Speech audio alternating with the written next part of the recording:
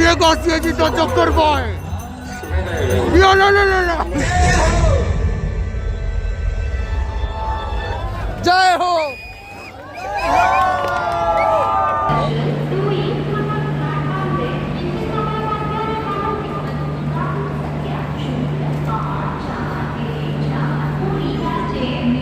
Good evening दोस्तों, आज ही हम जाऊँ बालीयात्रा देखा। बालीयात्रा जावाई बस तो सब कैंसल हो जाए, तो से आम ट्रेन सहायता ग्रहण कर स्पीकर जो भाई चलती शुभा तो जापारे कि जहाँ अनाउंस करता है आम पुरी तालचेर मेमो ट्रेन रे आम जा कटक रेलवे स्टेशन। देखो रे दुनिया देखो रे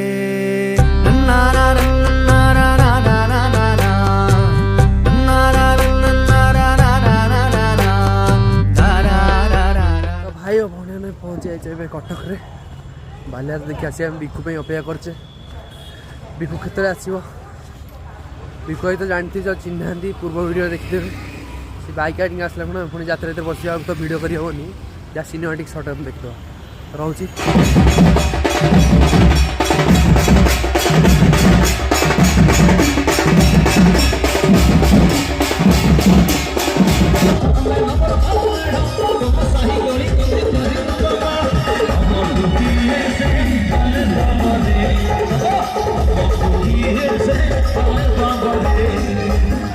बिकु आखपाखे अच्छे कहले राम मंदिर टिकेट काउंटर पाखे देख तो रामदोलीटा तथा पाखापाखि कौट थी पारे मत लगे आगू जना पड़ो आगे गला शीघ्र देखिए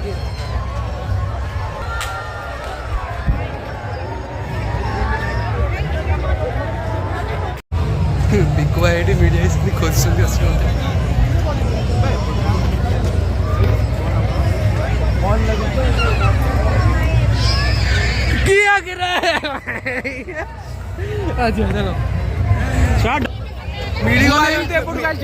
हजी जाइए बंधु परम मरा गोटे कड़े कड़े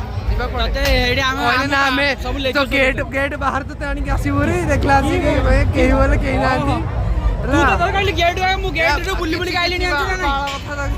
चल अधा कड़े खोजा कड़े बस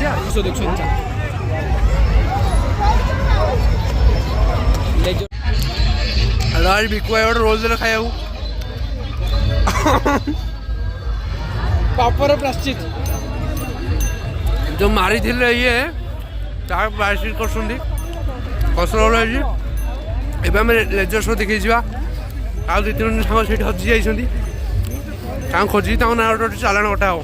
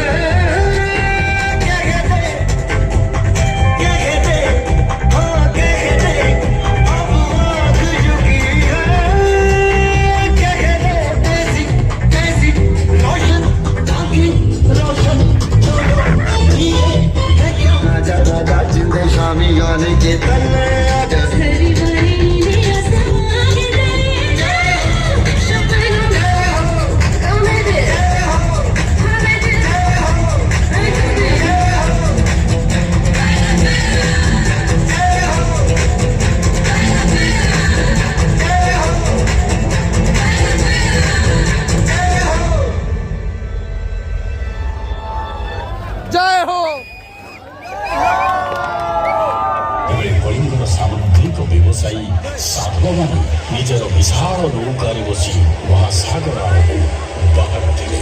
ବୋଇତ କୁହାଯାଉଥିବା ଏହି ନୌକା ସମୁଦ୍ରର ଲହଡ଼ିରେ ପହଁରି ପ୍ରତିବର୍ଷ କାର୍ତ୍ତିକ ପୂର୍ଣ୍ଣିମାର ପବିତ୍ର ରାତ୍ରିରେ ଦୂରକୁ ବାହାରି ଯାଉଥିଲା। ସମୁଦ୍ରର ଲହଡ଼ି ଉପରେ ଚନ୍ଦ୍ରମା ନୃତ୍ୟ କରୁଥିଲା। ଆଉ କୂଳରେ ଛିଡ଼ା ହୋଇଥିବା ଲୋକେ ନିଜର ପ୍ରିୟ ସାଧବମାନଙ୍କୁ ବିଦାୟ ଦେବାକୁ ଆସୁଥିଲେ। ସାଧବ ବୋହୂମାନେ ଗୀତ ଗାଉଥିଲେ।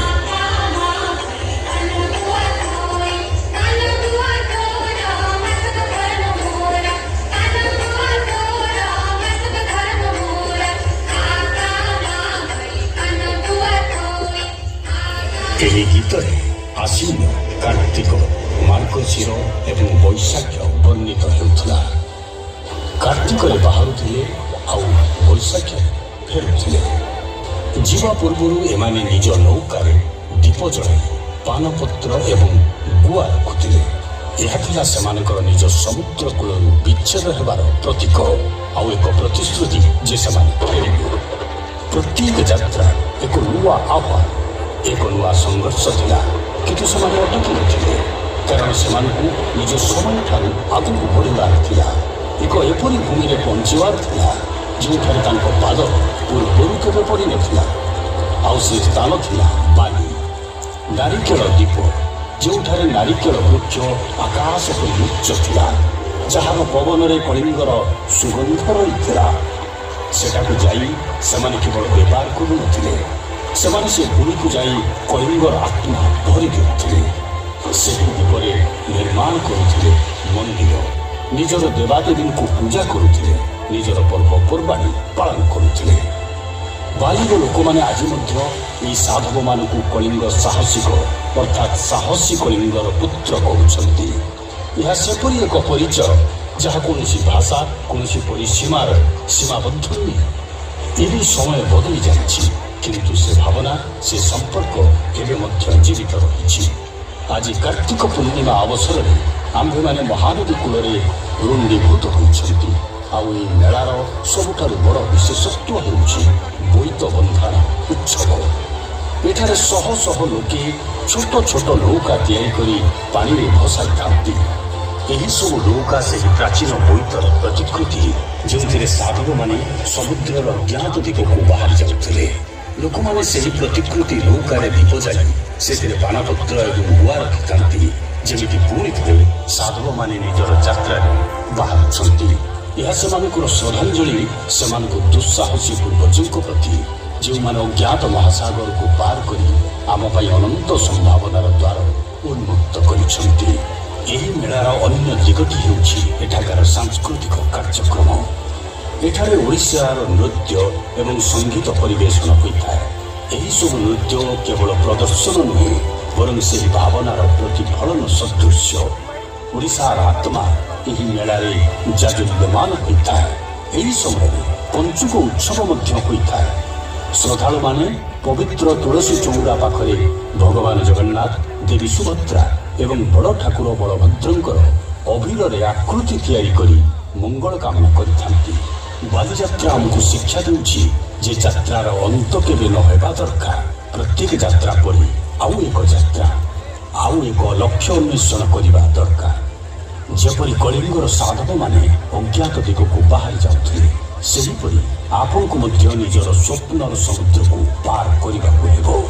ମନେ ରଖିବେ, ଜୀବନର ସବୁଠାରୁ ବଡ଼ ଯାତ୍ରା ହେଉଛି ଯେ ଆମେ ନିଜ ମନର ପରିସୀମାରୁ ବାହାରକୁ ବାହାରିବା, ନିଜ ଭୟକୁ ଦୂର କରିବା। କାରଣ ଜଣେ ପ୍ରକୃତ ଯାତ୍ରୀ ପାଇଁ ଲକ୍ଷ୍ୟସ୍ଥଳର କୌଣସି ଶେଷ ନଥାଏ। ବାଲିଯାତ୍ରାର ଏହି ଉତ୍ସବ ଏହି ସନ୍ଦେଶ ଦେଇଥାଏ।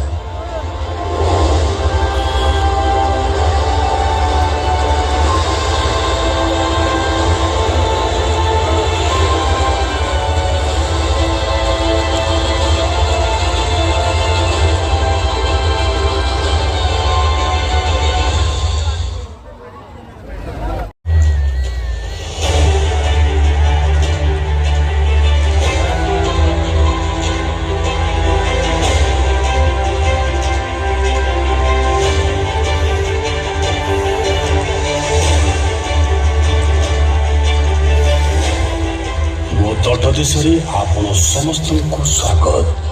ମୁଁ ମହାନଦୀ, ଜୀବନର ଧାରା, ଏହି ମାଟିର ରକ୍ଷକ ଏବଂ କଟକର ଅଦୂତ ସାଥୀ। ଗୋଟିଏ ପଟେ ମୁଁ ଆଉ ଅନ୍ୟ ପଟେ ମୋ ଭଉଣୀ କାଠଯୋଡ଼ି। ଆଉ ଆମ ଉଭୟ ନଦୀର ସଂରକ୍ଷଣରେ ରହିଛି ଭବ୍ୟ କଟକ ନଗରୀ। ଆଜି ମୁଁ ଆପଣମାନଙ୍କୁ ଏହାର କାହାଣୀ ଶୁଣାଇବାକୁ ଆସିଛି। ଏକ ଏପରି କାହାଣୀ ଯାହା ସମୟ ସହିତ ପ୍ରବାହିତ ହୋଇଛି, କିନ୍ତୁ ମୋ ମଧ୍ୟରେ ସଦାସର୍ବଦା ସମାହିତ ରହିଛି। ଜଣେ ସାହସୀ ଯୋଦ୍ଧା ରାଜା ମର୍କତ କେଶରୀ ଏହି ଭୂମିକୁ ନିଜର ଦୁର୍ଗ ଭାବରେ ବାଛିଲେ, ଆଉ ଏହାର ନାମ ରଖିଲେ କଟକ। ଏକ ଏପରି ଭୂମି ଯାହା ଅରାଜକତା ଠାରୁ ଦୂରରେ ଶାନ୍ତିର ପ୍ରତୀକ ହେଲା, ଆଉ ଦୁଇ ନଦୀର ମଧ୍ୟରେ ଏକ ସୁରକ୍ଷିତ ସ୍ଥଳୀ ରହିଲା। ଅନେକ ଶତାବ୍ଦୀ ବିତିଗଲା, ଆଉ ସମୟ ଆସିଲା ମହାନ ଗଙ୍ଗବଂଶର ରାଜା ଅନଙ୍ଗ ଭୀମଦେବ ତୃତୀୟଙ୍କର। ରାଜା ଏହି ନଗରରେ ଏକ ଦୁର୍ଗର ନିର୍ମାଣ କଲେ, ଯାହାର ନାମ ଥିଲା ବାରବାଟୀ। ସେହି ସ୍ୱର୍ଣ୍ଣିମ ଦିନ କେତେ ଚମତ୍କାରୀ ଥିଲା, କିନ୍ତୁ ସମୟ କଟକର ଦ୍ୱାର ଦେଶରେ ନୂଆ ଶାସକଙ୍କୁ ଆଣି ଛିଡ଼ା କରିଦେଲା। ନିଜର ବୈଭବରେ ଲିପ୍ତ ମୋଗଲ ଆସିଲେ, ଆଉ କଟକର ସ୍ୱରୂପକୁ ଦେଖି ମନ୍ତ୍ରମୁଗ୍ଧ ହୋଇଗଲେ। ସେମାନେ ଏହି ଅଦ୍ଭୁତ ନଗରୀକୁ ଅଭିନବ ବାରାଣାସୀ ଅର୍ଥାତ୍ ନୂଆ ବାରାଣାସୀ କହିଲେ। ମୋଗଲମାନେ ଏଠାରେ ମସଜିଦ ଏବଂ ମିନାର ନିର୍ମାଣ କଲେ। ସେତେବେଳେ ଲାଗିଲା ଯେପରି କଟକର ମୁକୁଟରେ ରତ୍ନ ଖଚିତ ହୋଇଛି, କିନ୍ତୁ ଏ ସମୟ ମଧ୍ୟ ବଦଳିଗଲା। ପୁଣି ମରାଠା ଆସିଲେ। ସେମାନେ ବ୍ୟାପାରୀ ବି ଥିଲେ ଆଉ ଯୋଦ୍ଧା ବି। ସେମାନେ ବ୍ୟବସାୟକୁ ପ୍ରାଧାନ୍ୟ ଦେଲେ, ଆଉ କଟକକୁ ଏକ ବ୍ୟବସାୟିକ କେନ୍ଦ୍ରରେ ପରିବର୍ତ୍ତନ କରିଥିଲେ। ନୂଆ ଭାଷା ଆଉ ସଂସ୍କୃତି ଏଠାକାର ପବନରେ ସ୍ୱାଧୀନ ଭାବରେ ଛୁଇଁବାକୁ ଲାଗିଲା। ଜଳର ହଲଚଲ ଭୟାନକ ଭଉଁରୀରେ ବଦଳିଗଲା, କାରଣ ଇଂରେଜମାନଙ୍କ ଆଗମନ ହୋଇସାରିଥିଲା। ସେମାନେ 1803 କଟକକୁ ଅଧିକାର କରିନେଲେ, ଏହାକୁ ନିଜର ସାମ୍ରାଜ୍ୟରେ ବାନ୍ଧିଦେଲେ। କଟକକୁ ବଦଳିବାକୁ ବିବଶ କରାଗଲା, ଏହାର ଆତ୍ମାକୁ ପରୀକ୍ଷା କରାଗଲା, କିନ୍ତୁ କଟକ ହାର ମାନିଲା ନାହିଁ। କିନ୍ତୁ ଯେପରି ବିନାଶ ପରେ ପୁଣି ନବ ସୃଜନ ହୋଇଥାଏ, ସେହିପରି କଟକର ସ୍ୱର୍ଣ୍ଣିମ ଦିନ ପୁଣି ଫେରିଲା। ସ୍ୱାଧୀନତା ପରେ କଟକ ପୁଣି ଗର୍ବର ସହିତ ମୁଣ୍ଡ ଟେକିଲା। ଆଜି ଏହାକୁ ମିଲେନିୟମ ସିଟି କୁହାଯାଉଛି। ଆଜି ଏହାର ଗଳି ସକାଳ ପରି ଚମକୁଛି। ଏହାର ବଜାରରେ ବ୍ୟବସାୟର କୋଳାହଳ ଅଛି, ଆଉ ଏହାର ମନ୍ଦିର ପ୍ରାର୍ଥନାରେ ଗୁଞ୍ଜରିତ ହେଉଛି, ଯାହା ମୋର ଲହଡିର ସ୍ପନ୍ଦନରେ ସମତାଳିତ ହେଉଛି। ମୋ ପ୍ରିୟ କଟକ ଆଜି ମଧ୍ୟ ଅଦ୍ଭୁତ ଶକ୍ତିରେ ଚକମକ ହେଉଛି। ବାରବାଟୀ ଦୁର୍ଗ ଏବେ ଯଦିଓ ଜୀର୍ଣ୍ଣ ଶୀର୍ଣ୍ଣ ହୋଇଛି, କିନ୍ତୁ ଏହାର କାନ୍ଥ ଏବେ ମଧ୍ୟ ସେହି ଲୋକମାନଙ୍କୁ ନିଜର ଅତୀତର କାହାଣୀ ଶୁଣାଉଛି, ଯେଉଁମାନେ ତାକୁ ଶୁଣିବାକୁ ଆସୁଛନ୍ତି। ନଗରୀର ଅନ୍ୟପଟେ ନେତାଜୀ ସୁଭାଷ ଚନ୍ଦ୍ର ବୋଷଙ୍କ ଜନ୍ମସ୍ଥାନ ସଂଗ୍ରହାଳୟ ରହିଛି, ଯେଉଁଠାରେ ସ୍ୱାଧୀନତାର ମଶାଲ ଆଜି ମଧ୍ୟ ସଗର୍ବେ ଜଳୁଛି। କଦମୀ ରସୁଲ ଆଜି ମଧ୍ୟ ଅତୁଟ ରହିଛି, ଏକ ଏପରି ପବିତ୍ର ସ୍ଥଳ ଯେଉଁଠାରେ ସବୁ ଧର୍ମର ଲୋକେ ଆସ୍ଥା ଏବଂ ଶ୍ରଦ୍ଧାର ସହିତ ଏକତ୍ର ହୁଅନ୍ତି। ଓଡ଼ିଶା ରାଜ୍ୟ ସାମୁଦ୍ରିକ ସଂଗ୍ରହାଳୟ ଓ ଲହଡ଼ି ନିକଟରେ ଦଣ୍ଡାୟମାନ, ଯେଉଁଠାରେ ସମୁଦ୍ର ସହିତ ଜଡ଼ିତ କାହାଣୀ ସଂଗୃହୀତ ରହିଛି। ମା ଚଣ୍ଡୀ ମନ୍ଦିରରେ ମାଙ୍କ ଶକ୍ତି ବାସ କରୁଛି, ଯାହାଙ୍କ ଆଶୀର୍ବାଦରେ ଏ ସହର ଜୀବନ୍ତ ରହିଛି। ଆଉ ମହାନଦୀ ବ୍ୟାରେଜ କେବଳ ମୋ ଜଳକୁ ନିୟନ୍ତ୍ରିତ କରୁନି, ବରଂ ଏହି ମାଟିକୁ ସେଚନ ଏବଂ ବିଦ୍ୟୁତ ଦେଇ ଏହାର ଉଦ୍ଧାର କରୁଛି। କିନ୍ତୁ କଟକ କେବଳ ଏହାର ସ୍ମାରକୀରେ ବସତି କରୁନି, ସେ ନିଜ ଲୋକଙ୍କ ମଧ୍ୟରେ ନିଜର ପର୍ବପର୍ବାଣୀରେ ଏବଂ ନିଜର ଚିର ସବୁଜ ବଜାରରେ ବସତି କରୁଛି। ଯେତେବେଳେ ଦୁର୍ଗା ପୂଜା ଆସେ, ସେତେବେଳେ କଟକ ଏପରି ଚକମକ ହୁଏ ଯେମିତି ତାରକାମାନେ ନିଜେ ଏହାର ଗଳିକୁ ଓହ୍ଲାଇ ଆସିଛନ୍ତି। କଟକର ପ୍ରତ୍ୟେକ ନିଶ୍ୱାସ, ପ୍ରତ୍ୟେକ ସ୍ପନ୍ଦନ ମୋ ପାଇଁ ଅମୂଲ୍ୟ, ଆଉ ମୋର ପ୍ରତ୍ୟେକ ଧାରା ତାକୁ ମୋର ଆଲିଙ୍ଗନରେ ନେଇ ପ୍ରବାହିତ ହେଉଛି, ଆଉ ଏହାର ସୌନ୍ଦର୍ଯ୍ୟକୁ ସଦାସର୍ବଦା ବଜାୟ ରଖିବ।